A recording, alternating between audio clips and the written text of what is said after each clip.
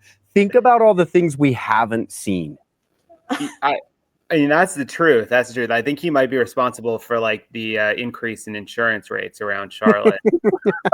They know you're on the road with LaMelo and it's dangerous. LaMelo is lurking. Bro, I want to go ahead. Sorry.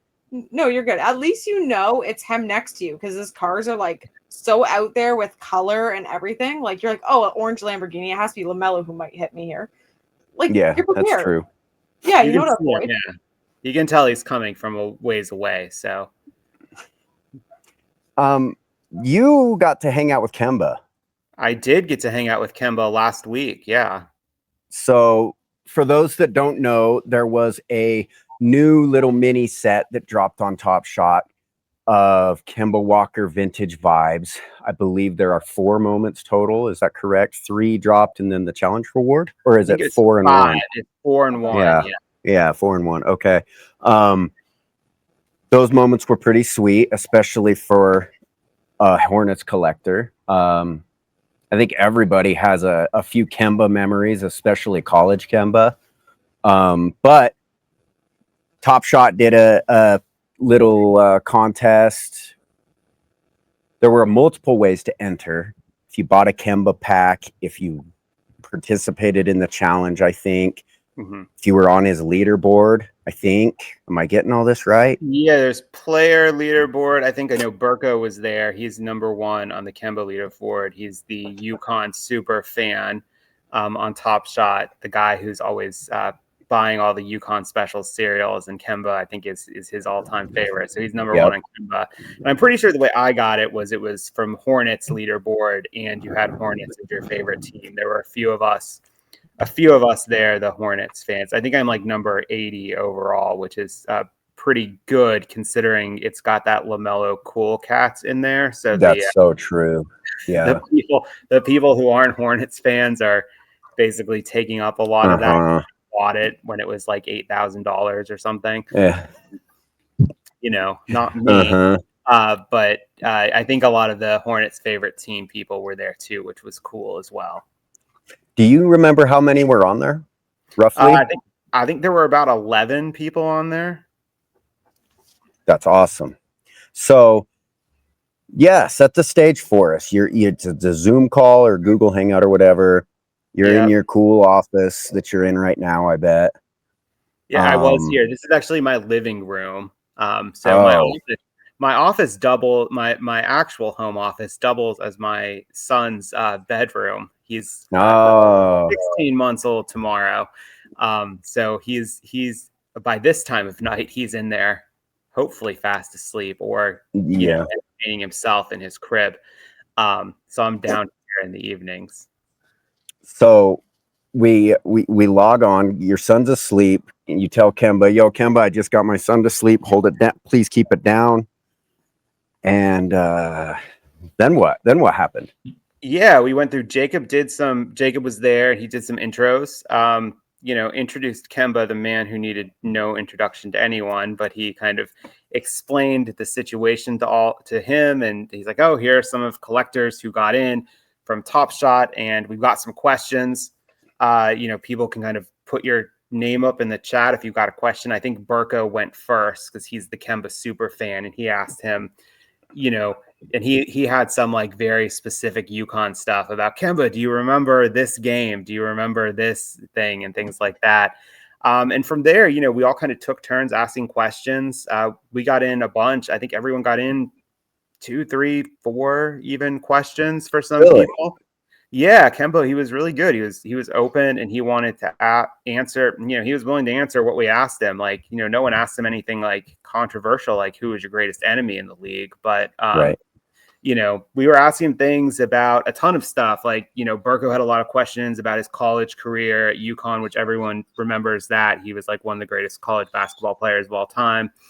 And then there were a few of us Hornets fans there who wanted to ask him some stuff about his like memories of his Hornets career and stuff. And we asked him some questions. So he's an assistant coach with the Hornets now too. And we asked him some questions about the team and his transition to coaching and a ton of stuff. And even Jacob popped in and showed off some of Kemba's moments to him. He got to show Kemba his greatest highlights and stuff. And it was fun. We talked for about an hour, and he was really chill and relaxed, and he's super nice guy. And it was a super cool experience. It was kind of neat. You get to, be in with a small group of people and have a conversation with, great basketball player who is also, from your favorite team, who's also now a coach on favorite team, right? Like, a lot of different cool things that you normally, it's like experience I wouldn't normally get to have. Right. Right. Do you have any any memorable questions come back to you or any that you asked you were excited to ask him? Yeah, I was excited to ask him things like who were his like players he hated to go against. And he gave like the standard ones for when he was defending. He's like, I hated defending Russell Westbrook and things like that and all that. But when it asked, like he asked him and he was like, there's only like one player who stands out that I hated to have guard me, and it was Avery Bradley. Yeah. And that was his like big thing. He's like, he's like, that guy just gave me problems every time. And it was like really insightful because like you don't expect that. Right. It's that kind of cool stuff. And then like when Jacob was showing off Kemba some of his moments, a really neat thing was like he'd be like, "Oh, that game," and he's like, "Oh, yeah, this person was guarding me here," and like kind of like before anything would happen, he'd like have memory of this specific. That's so awesome. It's kind of cool because you're like, it's like this is a guy who'd been doing that for over a decade. He'd been playing in the NBA, and like he remembers this like game that they happened. Obviously it's one of his better career highlights that they're showing, but it's still like he remembers this and he remembers everything behind it. And he's still like, oh, like I remember in this game, and like, yeah, I probably got fouled on that play, but they didn't call it and things like that. So it was cool to see like just how much like memory he had of his own career and kind of his big like kind of like, again, these plays that were big but not necessarily like would stand out in someone who had this long, great career. But he's able to be like, oh, I remember this one just from seeing a little of it. I've noticed like the few interactions I've had with NBA players, I'm always astounded with their photographic memories. Just like you said, they can tell you who was guarding them, what night. It's wild. Yeah, it's like, there was one of them. He's like, oh, this was against Mirotic, and it was his rookie year. I remember. He's like, I blew right past him. And it's like, sure enough. It's so dope. What happened. So he seemed pretty friendly, pretty like, he wasn't like annoyed to be there type of deal. Like, when is this over? No, it seemed like he was really having a good time. Just kind of talking basketball, right? Like, I mean, I guess it's not a surprise, right? Like, it's been this guy's life and everything. So he likes to talk about it. But yeah, he seemed really enthusiastic, and it didn't seem like, you know, even if he did feel that way, it didn't seem like he was put out by it or anything, or it was like some kind of inconvenience. It was something where he's like, you know, hey, I get to spend some time with these people I don't know, but we're all kind of connected, that we like basketball and we want to talk about these things. And, you know, he's willing to answer a ton of questions about his career and about his life and kind of just about anything, which was, I thought, really, he seemed really genuine, right? And seemed really cool. And he seemed like kind of very thankful whenever people were saying things like when Burko was like, hey, I'm like literally your biggest fan. Or when like me and like Regulator and JD, other Hornets guys, were kind of like, oh man, we're so excited to see you back on the bench now that you're a coach and everything. And he seemed to really like appreciate that the people there, like, you know, appreciated him, right? They were like real fans of his, not just like, they didn't just get some random people who were friends with Jacob, right? Yeah. Yep. I noticed that, like, when Topshot first started doing these virtual hangouts, I was like, that's cool, but like, it's virtual.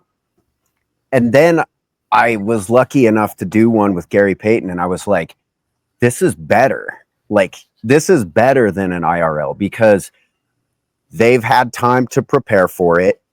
I mean, they would in an IRL too, but like, they're in their house. They're like, they know exactly they don't know you, but they understand that like it's these 10, 15 super collectors.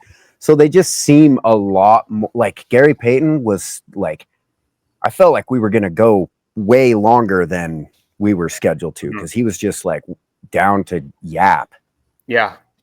That's kind of exactly how I felt about it too. At first, you know, when I first saw them, I was like, oh, it's kind of neat, but I'm like, I don't know. It's like, it's a Zoom meeting, right? It's a Zoom call. Like, what are you going to do? And then actually doing it with Kemba, it was kind of like, wow, this is actually like really interesting. It's like, it's like you said, like you do have the opportunity that maybe you wouldn't in like an IRL meetup, where it's like at some kind of crowded event or something where, you know, they're kind of there and they've got their handlers all around them. And, you know, you get the opportunity to like, not only ask your questions, but you get to really listen to everyone else's stuff too, right? Like you really get to know some things about that player and like their insights on the game and things like that, which as like a big basketball fan is really cool to me to hear the players like actually give their perspective about it and see the human side of them.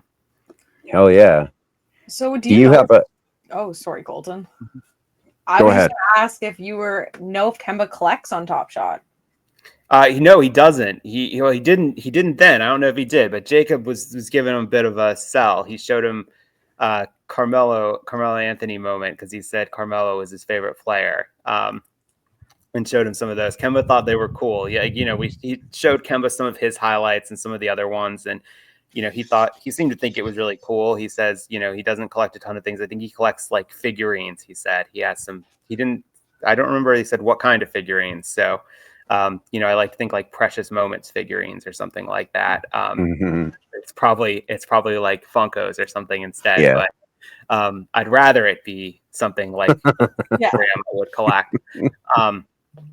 But yeah, it's like one of those things where he thought it was cool, right? He saw how many he had, and he's, you know, he obviously, I think he kind of knew about his special set, right? Like the special Kemba set, but he saw the other ones and he was like, oh, this is cool. He's like, and you know, again, he remembered the plays, right? Like he just saw him and he was like, yeah, I remember when I did that. Because his is unique, like having that set compared to other players who they've had on, like Gary Payton and Derek White. They don't have a dedicated set. Like I just couldn't imagine as an outsider looking in being like, there's a whole set just of me and my highlights. Like, that'd make me want to collect. Maybe that's like a narcissist trait. I don't know. But I'd want to collect my own moment. I think that's cool. Yeah, I think Kemba thought it was cool. He was, I think he liked it, right? Like he liked seeing it, and I think he just liked that, like, you know, I think he seemed like someone who could appreciate that there are people out there who like appreciate his career and what he's done as a player, as someone who was a really good player for a long time. Probably not like a Hall of Famer, right? But someone who maybe, I don't know, they include college accomplishments there too. But, as someone who kind of sees that and like, there are people out there who want to collect the Kemba Walker moments, right? Like who are fans who, really appreciate his style of play and what he did and all of that. And I think like, I think he saw that and he seemed like genuinely to be like, hey, this is kind of cool. It's awesome. Wonder where he lives. I imagine I guess if he's on the coaching staff, he lives here at least some of the time here in Charlotte, since he's here coaching. But he might have, he probably can afford to live in a few places. Yeah, I'm sure he has a few spots. Hopefully, somebody asked him to try to control LaMelo's driving. We did hear a little about his coaching. He's got nice things to say about everyone. He thinks LaMelo is going to step up this year and have a big year, but he kind of like unprompted mentioned, I think one of your guys, Colin Sexton. He mentioned that he mentioned that this summer he's been working with Colin Sexton and he thinks he's going to have a big year this year. He's excited for that. He said he's really excited to have been working with him. And when we asked him like who are you most excited to see like kind of break out on the team, I thought he was going to say like a rookie or something. We got 4 rookies on the team this year. He was like right away like Colin Sexton. He's like, that guy is putting in a lot of work. He's going to have a great year. Like he's like, I'm really impressed with him. He's like stepping up his game, which is kind of cool to hear because like that felt like genuine, right? Like the easy thing is to say like, oh, I think LaMelo is going to have a huge year, like the superstar. Or I think like Con is going to have a big year, the early first round pick, right? Like those kinds of guys. But, he went right to the guy we just traded for that he's been working with. And he's like, I know. He's like, I've seen it. And he's like, he stepped his game, which was like a really cool insight to get from one of the coaches, right? Yeah. I was pissed when the Jazz traded Colin for nothing. And less than nothing, kind of. Yeah, for real. I couldn't believe that. And to be fair, like Austin Ainge took over for Danny Ainge, and I know Danny Ainge was shopping Colin Sexton, and I know he was probably holding other GMs like over the coals for crazy like returns that didn't make sense. And the Jazz need to free up minutes for all of their rookies. And I think Austin Ainge was like, dude, just rip the Band-Aid off. Like just let him go. Yeah. And he was a fan favorite. Mm-hmm. I think he was the fan favorite. Him and Jordan Clarkson were the fan favorites. Now they're both gone, but Hornets fans are going to freaking love Colin Sexton. Nobody in the league, and a month into the season, you're going to DM me and be like, you're right. Nobody in the league plays harder than Colin Sexton. The young bull. The young bull. Nobody in the league plays harder. When I saw that trade happen, I was kind of like, oh, the Hornets got the second round pick in this. I thought they would be giving it up in this deal. And I'd still be happy with it. But I'm excited about Colin Sexton. He feels like a big need on the team. Again, I don't know how much you or the viewers out there dare to watch much Hornets basketball last year because it mostly wasn't very good, especially the games when LaMelo was out or he was in foul trouble or something. Those minutes were brutal last year. There was no real backup ball handler last year, right? Like, I mean, it was, KJ Simpson was in there who I saw in Summer League. He looked really good in Summer League, but also he was a second round pick rookie last year. Yeah. It was cycling through a bunch of guys who, were at the fringes of the roster as the backup point guards. Backup point guard has been a long-running nightmare for the Hornets in the LaMelo era. So having Colin Sexton there as someone who's maybe not your traditional point guard, but he's someone who can come in and handle the ball and be that kind of guy is really exciting. And it's exciting to get high-effort players. I think that's been kind of a big thing that I think focused on. Yeah, smooth BM and LaMelo will benefit from having that level of intensity around them. I think so. I think getting a guy like him is kind of exactly what the team needed this offseason. And I know that, the team is not necessarily in the big reaches of being the most competitive team in the league right now. But I think you can add a player like Colin Sexton who fits a need like that. even on an expiring deal, like, right, like give him his chance to play, do it. If it works out, great, you can keep him, right? Like, I'd love to see that happen. And the Hornets, I mean, feel like the same thing every year, but if the Hornets don't have everyone on the team get injured, then maybe there's a shot that it's a good team, right? Hasn't worked out the past few years, but who's to say the Hornets won't be the 7th seed come 6th seed come April? I mean, I think like it's you doable. said, if they It's stay doable. healthy and Brandon Miller takes a leap, like, yeah. Lots of young players on the team, which is exciting. Lots of young talent. Like, again, it's the time for optimism. And again, it's like, this is a team that's had a lot of injuries.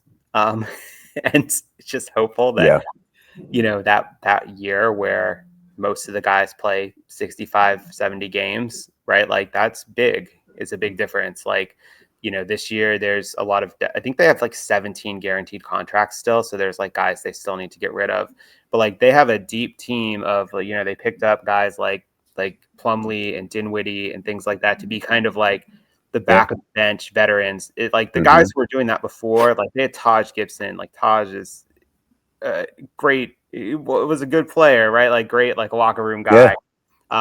He's probably like almost as old as I am, though. Yeah, I was just gonna say he's got to be 48. Yeah, I mean, like, Taj is not like the youngest guy out there, and he was the kind of guy in the back of the bench last year, right? Where it's like he'll put in, he'll give effort, he's good, but like he's at the very end of his career, right? And getting like that bench filled out with guys who are like real NBA players, right? Like I think it's a nice little change. Yeah. So, top shot questions for you. Do you collect W moments? I do. I have quite a few of those. I got into it with the so I got into a little bit. I've got a couple friends. I got a friend who I know I've known for a while, who went to UConn for undergrad, and so he's always been a big women's basketball fan, and he got me into it with Paige versus Caitlin Clark in the college kind of rivalry they had. And I was watching some, and I'm like, oh, this is cool. Like, this is like, it's a different style of game, but it's still like the same game, right? And then they started W Fast Break, and I'm a fast break addict. And I was like, I got to get into it. And it got me into it to get all of that. And it gets you paying attention to the league and the game. And then you're kind of like, oh, this is cool. And it's like, it's not having a team attachment in W. It's kind of nice that I can kind of like appreciate the players I like a little more, because I'm like, oh, they're not like screwing my team over. Right. I'm just like, I don't have that, so I can be like, oh, this is cool. Like, right. Like, I'm I like Paige Buckers. She's badass. I think she's really good. And I like her. I like her swagger too on the court. She's got some of that, which is fun to watch. She's been great this year. And obviously you see there's like Collier and Wilson and some of the best players in the league. Like those players, just like dominant players, really lots of talent there, which I was never really big into the W, but I would say like really what got me into it a lot more was the presence of fast break. And, you go from being someone who's playing a game to be like, well, I have to, this is my own kind of thing. It's like, I have to be better at the game. So I need to, you start following, and then you're like, oh, this is fun. This is cool. Right. Like, and so that's gotten me into it quite a bit, and it's been fun. It's been great. Where are we at in the playoffs? Round 3, round 2? Two out of round 3. So we're in the the semifinals. They don't have the conference split like they do with 13 teams. So round 2, the first games were yesterday. First one. So like Fever and Lynx both won yesterday. So Fever beat the Aces, which was kind of a surprise. But it's best of 5. So, Aces don't have a lot of room for error. They were really good at the end of the year. So it'll be interesting. I'm embarrassed to ask this question, but is Caitlin playing or is she hurt? She is out. She is out for the rest of the season. Okay. That's what because I know she's out. I just don't know what her injury is. Yeah, I don't know that they've been very clear about that. I think it was some kind of leg injury, calf or hamstring or something of the sort, where she had some kind of leg muscle injury, maybe groin. Yeah, I've covered all the leg muscles, so it was one of those. One of them. I don't know. All I saw was that she wore like black Air Forces, and she posted something about the black Air Forces and being on the bench, and she got like fined $200 over it or something. Yeah, they're fining people $200 because they pay them so little, which is kind of insane.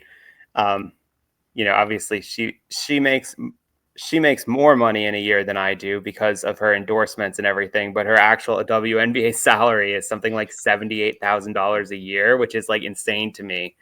For a professional athlete. Yeah. Right. Like there are professional athletes out there that make less money than I do at my little desk job, right? Like, and people who make so much money crazy for the league, right? There's NBA players who make that in one game or like half a game. And it's like, what? Like, how does that make any sense? I think like their maximum salary is around $200K there now. So, I hope for them it goes up. It should go up. I mean, saw somewhere that WNBA players get something like 8 to 9% of league revenue as their salaries. And NBA players, obviously, in their agreement, I think are 50%. That disparity is 9% is crazy. It's crazy. It is crazy. 50% for the NBA is wild in itself. Looking at those contracts, and then you get the 50% on top of it. Yeah. Yeah, but it's like they get so little in WNBA compared to, it just hasn't caught up to the popularity of the league, I think, because I think a lot of people have gotten in the league lately. I mean, you can tell by the expansion and the ticket sales and things like that. I think a lot of people, I think like Caitlin Clark has been kind of a catalyst to get a lot of people in because she went kind of crossover appeal, and Paige Buckers is kind of in the same boat. Like you have two kind of generational talents entering the league at right around the same time, while you have other players that people suddenly realize like, oh, these players are awesome too. And seeing that and kind of, I think it's turned a lot of people on is, you start watching because you hear about it, and then you're kind of like, oh, this is actually like a badass product on the court, right? And you can appreciate that too. So do you stack any WNBA players, or do you just keep like a variety for Fast Break? I just keep a variety. I'm not a big stacker of moments. I like to get like one of everything when I want things, right? Like, I'm like a big, like, for my Hornets moments, I have like one of all of theirs. So it's like I end up with like a big stack of like LaMelo rares because he gets a ton of them, right? But I'm just very much like, oh, I want to spread it around and get a little of each moment and stuff like that. So yeah, I'm not a big stacker. It's players who have more moments. I'm also kind of like, trying to get those things in there. So I'm not much of a stack. I just kind of pick players up as they go along. Well, check this out. I was looking at this moment on the feed the other morning, and I had never seen this. I don't know who this player is, but I really want to complete this to get this moment, because watch this pass. Yoink! Yeah, this is a badass one. That's sick. That's dope. That's so sick. It was crazy. I did do this challenge because this play is kind of awesome, and the whatever this one is, Extra Spice or Hustle and Show, I don't remember. Yeah, one of those. Both of those sets are really cool WNBA sets, and you can also get them for like $1 per moment, or possibly sometimes under on Floaty. And for me, it's kind of like the cost to get those cool moments. I don't know. You throw me a challenge where I can get all of the pieces for $1 or less. Like, I'm a sucker. I'll do them. Like the challenge, especially the curation of the moments and how it's been, the challenge rewards are, to me, they're some of the best plays, right? Like that's kind of what I think Sam is doing a great job of that, of like making sure the rewards for those challenges are all the best plays. Once a common challenge and you can do it for, you collect 6 moments that cost you $5. Yeah. And you get this reward. I'm kind of like, shit, I might as well do it. In the reward, it's like you could spend $5 and you could pull a number one, a jersey or the perfect mint. So it's also like that gamble that gets me when it's really cheap. Yeah, it's just so cheap. And then you get those like non-base sets too come into like, oh, are they going to are there going to be like a non-base set in Pro Fast Break next year or something like that, right? Like, can I get extra usage out of those or Right. things? But I'm a big believer, like, even like by the time these things unlock, like it was happening for a while. I think last year I noticed like a lot of these challenges, even some of the rare challenges at the start of the year and middle of the year, you could get the pieces for them for so cheap that it's kind of like, even if you just want to sell the reward, it's basically like, oh, I've sold the reward for $50, but I paid $10 each for the 5 moments. So I basically got those 5 moments for free. Right. For some fast break. That's why I did get denied. I sold off my denied rewards because the SAR was worth like $150 or something. And I was like, I'm sure another rare is going to come out. I'm not sure what's going to happen, and just sold it. That's what I do sometimes. Yeah, I'm good at selling things, but I, use them to buy other stuff, right? That's how I fund that's how I fund the hobby sometimes is it's like sometimes there are just like opportunities there to, I think people will often talk about like, about the prices going up or down or whatever, but it's kind of like there are opportunities there when kind of what's out there. It's get what you want. Right. I'm the big believer in like, I want to get the things I want and things I want to keep. I still want to get a good price on them, right? Like, I still want to get them for the price I want. And that kind of stuff, but it's kind of targeting that stuff. And, it's fun to like kind of be in the hunt for, am I checking Floaty every morning to see if they've dropped, someone has gotten desperate and listed one of these for 50 cents. Mm-hmm. It's also like the off season. The off season is when you pick up all those moments. Yeah, it's true. Because people are just letting them go for cheap, especially I find with the NFL starting. People were prepping for the NFL and they were like dipping good dapper. $8 for like guys who you're gonna need. I'm like, what are you doing? I mean, I've been doing it with Jalen Johnson in the off season, picking up a bunch of his rares for when they drop a cheap offer on them. He's someone he was good last year. People forgot about him because he got injured.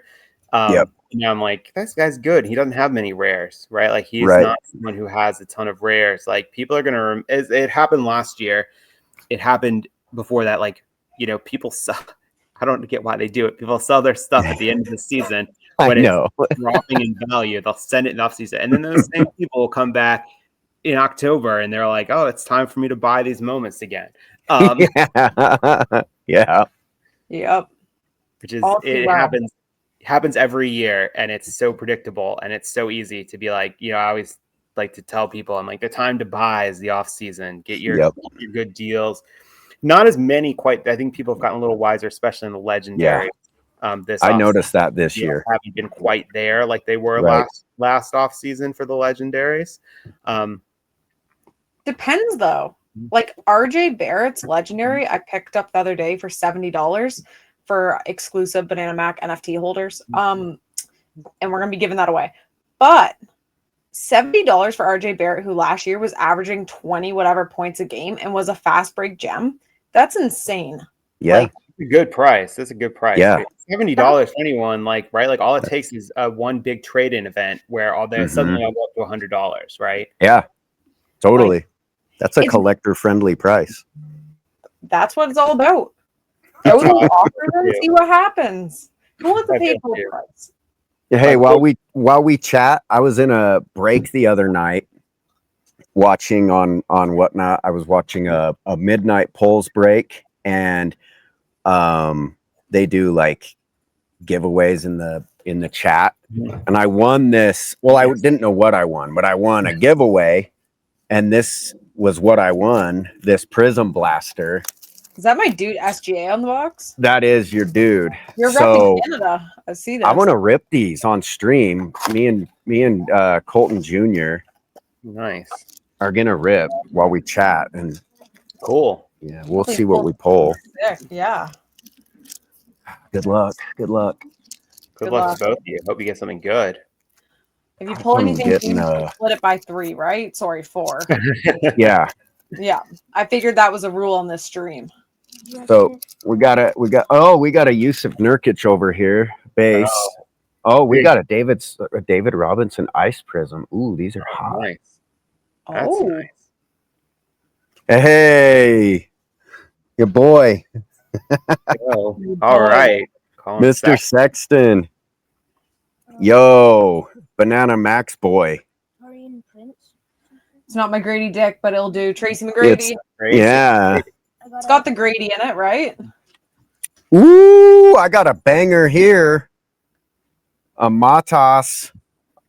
I've been buying up Matas cards Oh, that's a nice one. I like him. because he's going to be good. He's good. Yeah, I you like gotta- him. I think he's good. I kind of was hoping the Hornets drafted him last year. He was my guy in the He draft.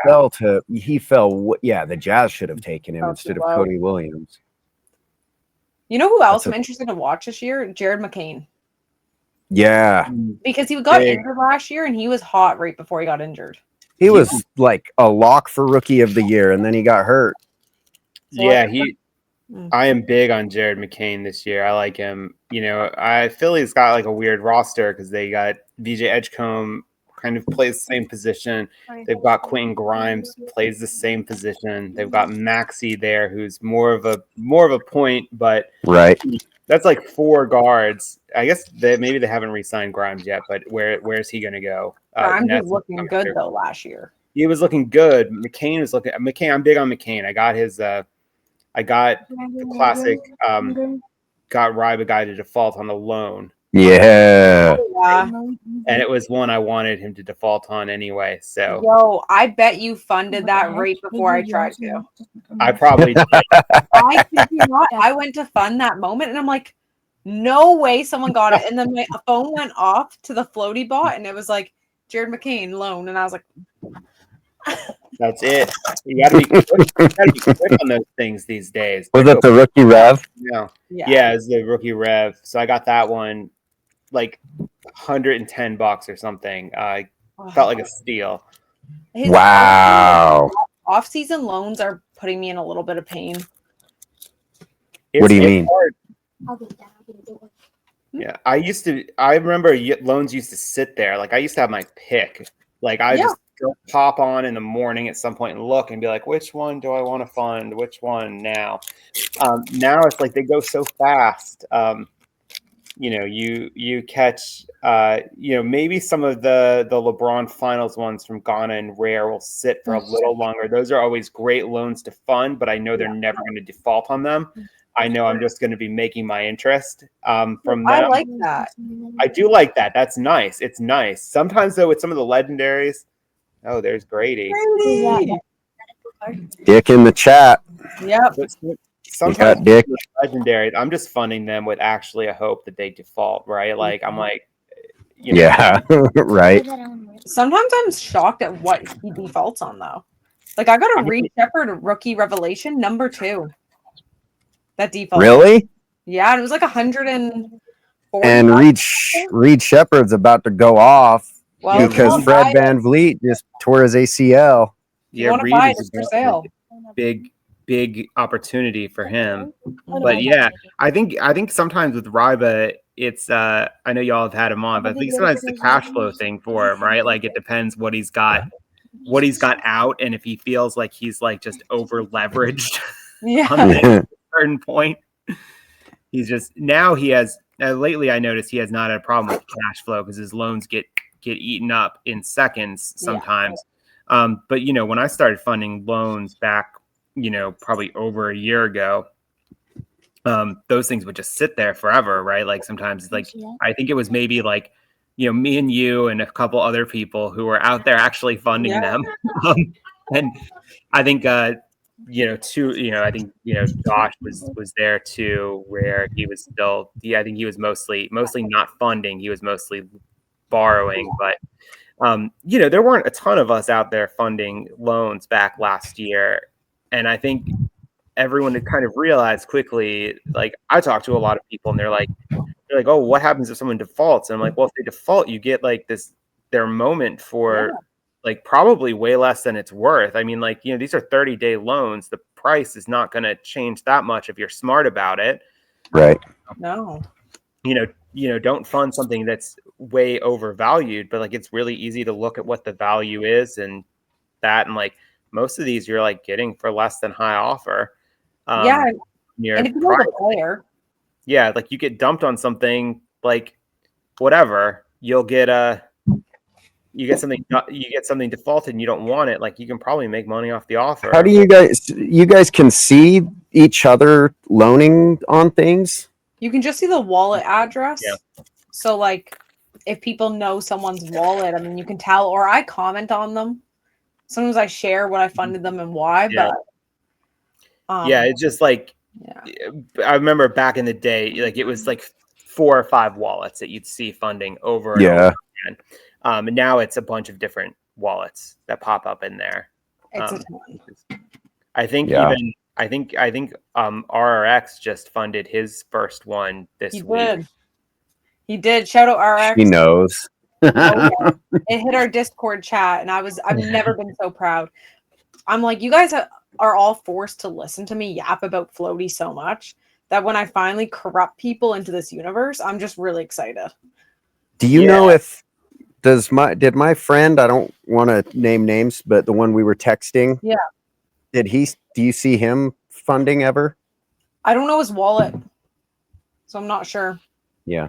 But I will tell everybody that all the moments I've ever had default, I've either kept them or sold them for more than they're worth. Like more than I funded. Yeah. Yeah. Sometimes you gotta hold them. I held a Zach Edie for a couple months.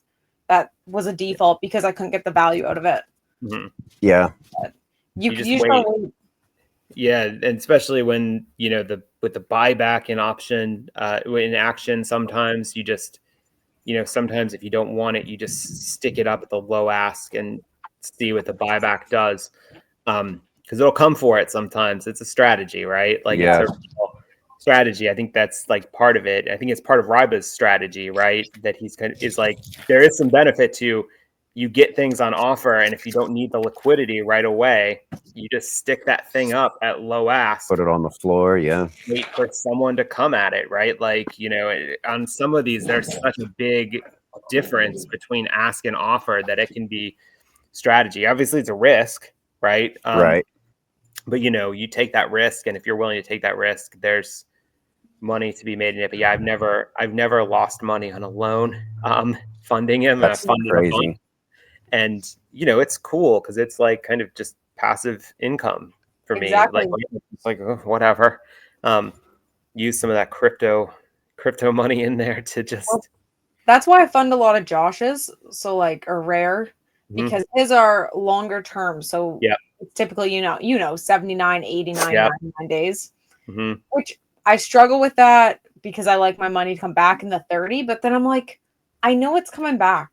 Like so far, knock on wood, it always comes back. That it's kind of worth the wait. You got to weigh your options. Yeah, and they don't want to give those LeBrons up.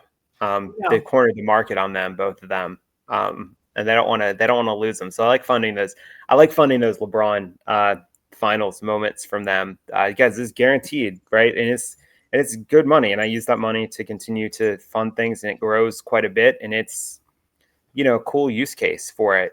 About like people, and I know the people who do it like Rare and Ghana and Ryba are doing it is like they're churning money to buy new things, and they're using the loans to kind of do that and shuffle, make money off of it, and like they're having to do it in a really active way by borrowing, and like I'm doing it in a passive way by just being like, okay, take it, give it back or don't. I'm happy either way.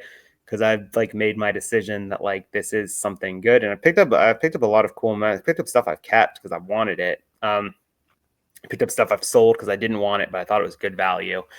Most of those loans don't default, so I'm just picking up interest every 30 to 90 days. And that's cool. Like the best feeling when that email comes in, success, your loan's been repaid. I'm like hyped up, free money, I get that email and I pop right back onto the Floaty loans page and see what's out there because I got money in the wallet to put back in it. And so that's kind of for me a really cool thing is that it's just the thing I think I think a lot of people on Topshot don't pay attention to and don't notice, right? Because it's on Floaty and it's kind of okay, you need to get like the USDC into your wallet and Flow wallet and everything.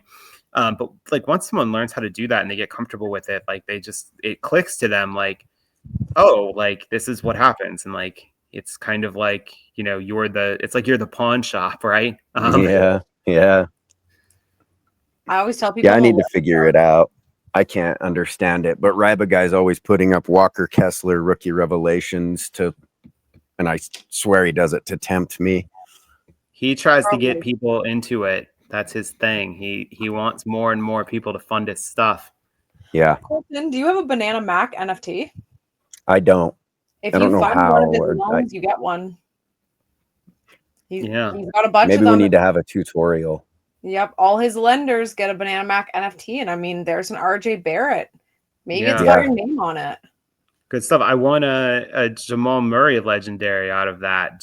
I minted one of the. Did you really? You did. I won the Jamal Murray legendary. Yeah, which is cool. That is hanging out in my account now. I think he's going to have a good year. And I was like, I don't have one of these, so that's a good one to get. Look at that, $20 to $25, depending on what time you minted it at, and you get a Jamal Murray Lego. Like that's sick. Yeah, it was fun. And, I saw it and I want to support because I'm kind of like, oh shit, like this is cool. Like way cool way to support the giveaways and support the community because it wasn't expensive, right? It was kind of an easy, quick thing. And yeah, Ryba got one for all of his funders. Yeah, that was cool of him. He's great in that community. He hooked me up too back in the days when the transfer and he got the large amount of wealth coming from Floaty in paying off all of the loans for him. I remember he kind of gave all of his funders. He gave us all he's like, oh, pick out a legendary. Yeah. What are you looking at? Like, what have you been funding? And he sent us all one as a gift. So super generous and cool. And I think he gave all my burns. He gave me a legendary for every burn we ever put on for CNC and my personal, which was like so crazy cool. Yeah, he's always gave me and Steve Legos for hanging out in Vegas when we went to the Cup. Yeah, just for hanging out he's a great guy. But it's like I think that's the part of the community that people often don't see. Like, right, like you see, obviously there are people who have their anti-dapper Twitter presence and things like that. And people feel what they feel, right? Like I'm not going to police people's feelings and experiences like that, right?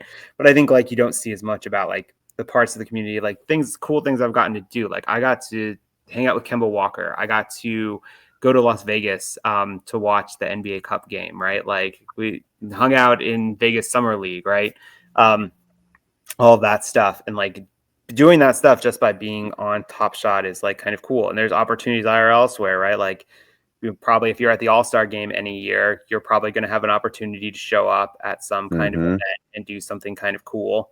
I think for me, it's like that's kind of stuff that, just for being part of a hobby, right? Like something that I naturally have fun doing. I think it depends. I think a lot of people got into it, right? Like thinking of it as some kind of big investment, right? And that's going to obviously change your opinions, right?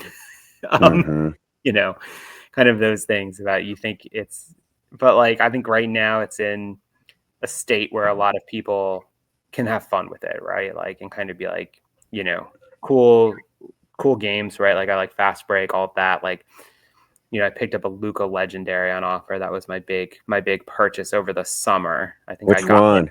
The deck, the hoops. Oh, dude, that's such a dope moment. The game winner, right? Floaty? Yeah, I think it was on Floaty. Yeah, I saw it. Oh, that's such a good moment.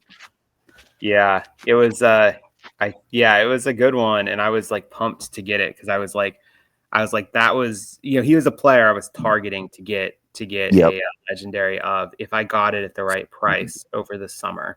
I picked up a few cheaper ones, but that was kind of my big one, hoping to get over the summer. And it's kind of that game though is like I see the legendaries, I'm like I can never get it at like, oh, like no, I know if you wait Like you never want to get it like right at low ask on Topshot, right? Like that's never the way to go, right? You got to find someone will put it cheap on Floaty, or someone will take an offer eventually, like, doing all of that.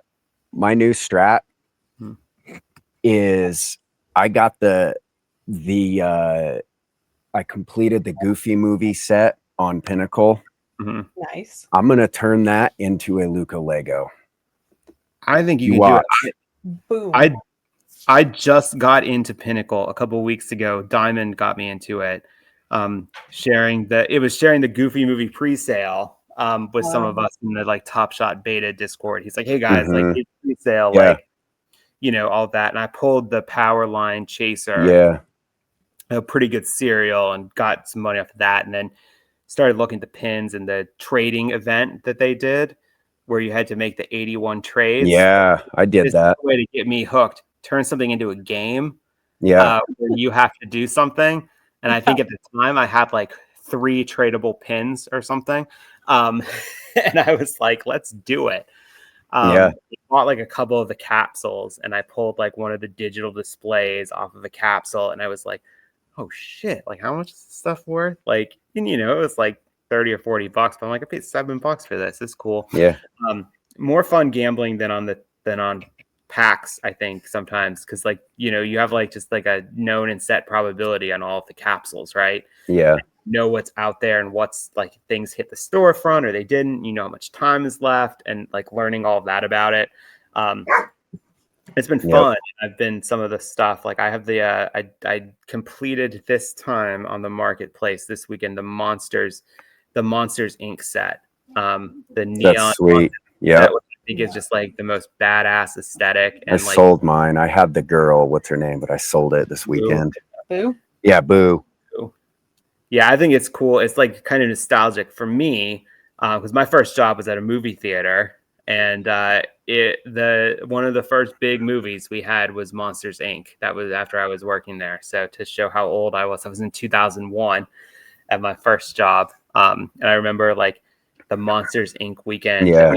The theater opened up early, and it was full of all of these small children. It was the worst experience. It was all hands on deck to clean up the theater after the movie. It was full of trash and everything all over the floor.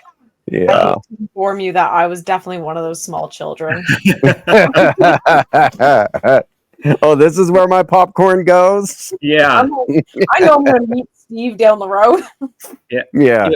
It was one of those things where it was like a quick learning experience about how the cleaning at a movie theater between shows is really just a bunch of teenagers going through with a big broom and pushing everything in the aisle while someone else is there scooping it all up with like a shovel and throwing it into trash cans. That's how it goes, because you don't have much time. You have like 10 minutes to get this thing clean. And it's, like a 150 seat theater that you've got like 3 or 4 people in there trying to get clean. But that's my memory of Monsters Inc. Nostalgia. And then seeing like the cool like neon design they had on those, I was like, hey, I got to get those. And they weren't that expensive. No. For the Ellies. So cool. Yeah. I want to get, I was chasing Moana, like any Moana variant I could. And then, I was like, what the hell? I'll list my digital display for $160 because I didn't think it would sell. And then it did. And I was like, damn it. I think I'm glad I sold that, but maybe not. But I'm amassing some dapper, trying to make some moves for a Luca Lego. I think you can do it. I think the pins are hot, and a lot of people are getting into it, I think, now. Yeah, but I don't want to move my Goofy movie set yet because people are sleeping on it. That's the best LE set on there, dude. You hold the LEs. I noticed it's all the older ones, right? Like they've all like picked up, and they're picking up the newer stuff. People have gotten that. You have eventually people joining who weren't there when it dropped and everything. I'm so pissed because I was active when they were dropping the first LEs, but I was like $50 for one pin. And I just didn't. I mean, I was on there on day one, but I was like, No way, 50. Because I'm thinking Yeah. about things in Topshot terms. I'm like, I could buy some pretty sick MGLEs. Yeah. I don't need this slipper pin. And now the freaking slipper pin is like The $4 bills. Yeah. So it's learning experience, right? Yeah, It's cool. It's been fun for me. It's, a lot of this it stuff. is fun. It's fun. It's Fun. kind of a game. I like, get something and trade up. Mhm. Honestly, all of it's fun, and it's been the most fun talking with you guys. And I hate to have to wrap us up, but I gotta, or three ball, if we go over an hour, it's a big deal, and me and Coultin get in trouble. So any closing thoughts quick before we wrap it up? No, not really. Thanks for having me on, y'all. It's been fun just talking about pretty much anything. But yeah, it's been great. I'm the long time listener, first time caller, I guess, as they say. Glad to be on. It was a pleasure having you on, Steve. It was so nice to chat with you. And thank you, everyone, for watching episode 119 of the Connectin and Connectin pod. We'll see you next Tuesday. Thanks, Peace. y'all. Bye. Awesome.